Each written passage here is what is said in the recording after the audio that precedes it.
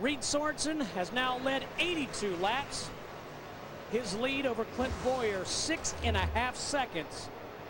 And he is right behind the 66, 22-year-old Aaron Fite.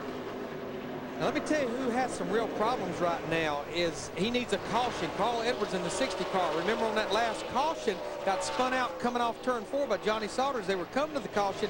He restarted back in 25th, and he's only made it to 18th. But Jeff Hammond, the biggest problem, about 6 seconds from going a lap down to Reed Sorensen, our leader. And Larry, to make matters worse, he's losing about 3/10 a lap to the leader. And the problem is, and we talked about this at the beginning of the race, with this concrete racetrack, you got to be careful not to over-adjust. When he got spun out, we just made a pit stop. He was taking a little bit of a wedge adjustment out on that first stop, but then when he came back down to change tires, they made another adjustment. And right now, his race car is too loose for him to get after it. And what's going to happen is if he can't find a place to run or pick up his pace a little bit, he's going to have a mirror full of Reed Sorensen. He's going to wind up going a lap down.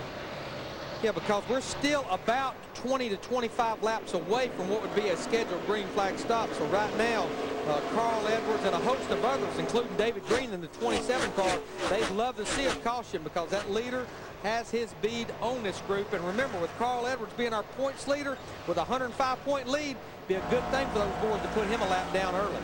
I'll tell you what, Reed Sorensen is on a mission. You know, Brian Patty, his crew chief, said to me this morning, he said, Steve, we've run well, but we could have run better. I want this 19-year-old to know we need to win races. We got a battle shaping up right here for a second with Clint Boyer in the 2, but Shane Mill in that 32 car. Remember, we talked to him in the pre-race, started back in 7th, and this is the car he raced at Atlanta. This is the car he wrecked in Atlanta. His crew took this car from 1 week ago, put a whole new front frame section on it as well as a new body. This is the car they wanted to bring here, and you know what? They put their minds to it, and they did it. That's something that may take a major racing operation working normal hours 2 weeks to do, and these guys did it in about 4 or 5 days. That is truly amazing. Jeff Hammond. Guys, we keep talking about this racetrack, and we also talked early on about these tires that the guys are running this week are a little bit different, a lot harder than what they've run in previous races like Atlanta and Las Vegas. And because of that, we're not seeing a lot of drop-off. Several of the drivers told me early today that lap 45, lap 50, this race car was still hooking up, and they were still making fast times around this racetrack. So if your car's working good, you're not going to get a lot of benefit of the tires giving up like we've seen early in the season. And Jeff, I think that's the reason we talked about it earlier in the day. When we get late in this race, I think you will see guys opt for track position versus fresh tires. And Shane Mill just drives by Clint Boyer and just pulls away from him. But right now, he's a little over 7 seconds behind our leader, Reed Sorensen. Jeff Hammond.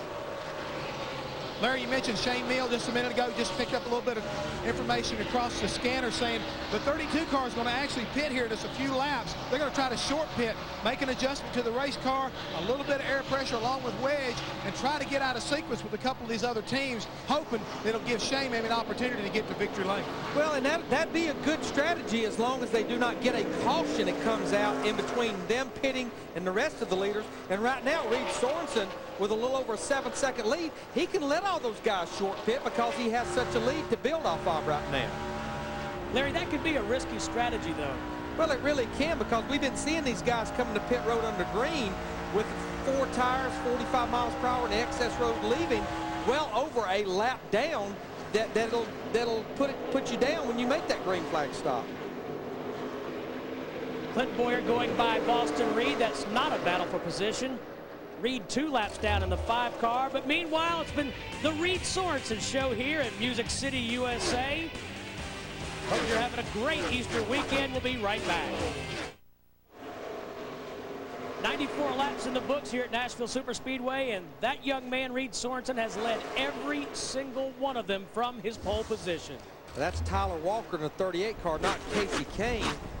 Tyler is back in the 17th position, so he's put in the 17th place car a lap down. We're starting to see some of these green flag stops. David Green in the 27 car, who had just went a lap down to Reed Sorensen, made his first green flag pit stop. Now watch Tyler Walker in that 38, Larry. We've talked about it all day.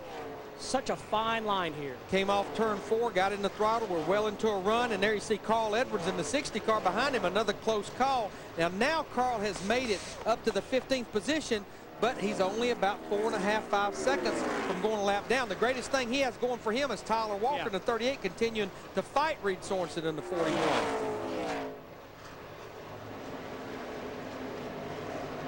Larry said Tyler Walker sharing that number 38 car with Casey Kane. Kane here today in the 6th car. Kane in the 12th position as Reed Sorensen continues to pick him up and put him down. And I think the biggest thing Brian Patty needs to start talking to Reed Sorensen. Remember, this is only his 10th Busch Series start. He has not made that many green flag stops. He needs to be very conservative if we do indeed get to that green flag pit stop, getting on pit road. Remember, no mistakes. This is where we'll start seeing some people get those penalties on speeding on pit road, either coming in or leaving, and making sure you don't spin out, because the access road leaving can get very slick. There's no pit road speed there, but it's still, you have to maintain a conservative speed. You know, Larry, it's been a very busy weekend for that race team. You know, as we mentioned, the problems they had in qualifying, transmission locked up of Reed Sorensen. He had to get into Sterling Marlin's car to keep his points chase alive, stay in this points race. There he goes underneath. Boy, he is just hooked up to this racetrack. But they tested Tuesday at Bristol Motor Speedway. Wednesday they tested in Texas. They came straight here on Thursday. Well, I think the best medicine for what happened to them last weekend was get back to the racetrack. Get that testing in, that somewhat let them put Atlanta behind them.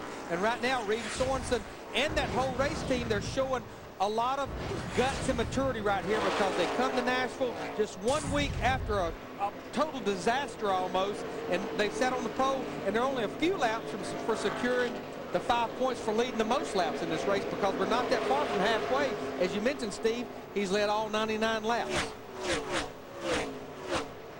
And just so you know, Reed Sorensen got the points. He started the 40 car. Sterling Marlin stepped aside last week. He gets the points for making the start, even though it wasn't in his race car. Johnny Sauter in the 1 car running 5th. What's going on with him, Dick Berggren? Well, when a race car driver wins a big race here in Nashville, he gets a guitar, and Johnny Sauter has one of those guitars. He won in a non-NASCAR track event at the old track with today's crew chief, Joe Shear, and he is hoping to win again today.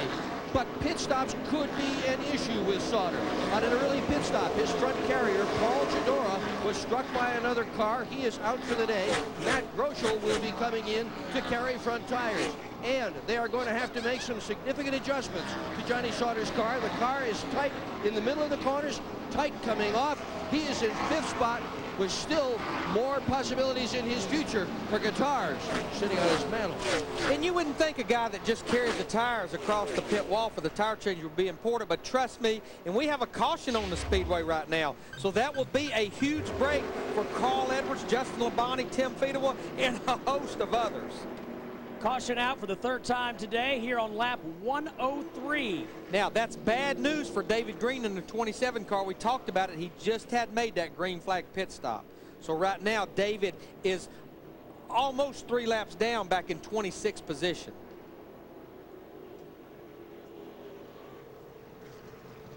Debris on the racetrack. The reason for the 3rd caution of the afternoon. Reed Sorensen.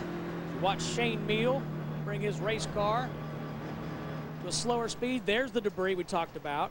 Reed Sorensen has led every single lap here today, 103. This was a good break for Stacy Compton. He had not made his green flag pit stop, but he had just been lapped by our leader, Reed Sorensen. He gets the free pass because he was the first car lap down. No question that we will probably see all 15 cars on the lead lap to pit road for adjustments, 4 tires, full of fuel. How about it, Jeff? Right now we're standing by waiting on Clint Boyer to come down to make his pit stop. We look up pit road. We can see Shane Mill, who is up the road a little bit further than he's already in his pit spot, that is. And Clint Boyer brings the 2 car in. He's a little bit hot right now, guys. Slides up, but he hits the mark perfectly. The guys are going to work. They're going to make a track bar adjustment. Car's still a little bit tight right in the center. They're going to make that adjustment and come back around to the left side and complete their stop. Dick? Well, Reed Sorensen is in, and he has stopped perfectly in his pit. His crew chief, Brian Patty, has warned him 3 times on this round. Do not speed. 4,300 RPM in 2nd gear. So far, so good. This is another flawless pit stop. He came in as the leader. He will go out as the leader. And good stop for that 41 team. Brian Patty Told me this morning, Dick, that they had a couple of slow stops last week, and said they are not going to tolerate that. And now, here's our rejuvenating moment of the race, brought to you by Just for Men Hair Color. More than hair color, Larry. It's the rejuvenator. Huh. Will it help you grow more? No. But Dick said, good pit stop for that team. I tell you who else, that Wes Ward crew, Kenny Wallace's group, the 22 group, has another great pit stop. Well, now that we're rejuvenated, we'll take a break under caution for the third time here at the Nashville Superspeedway. Reed Sorensen is still your leader.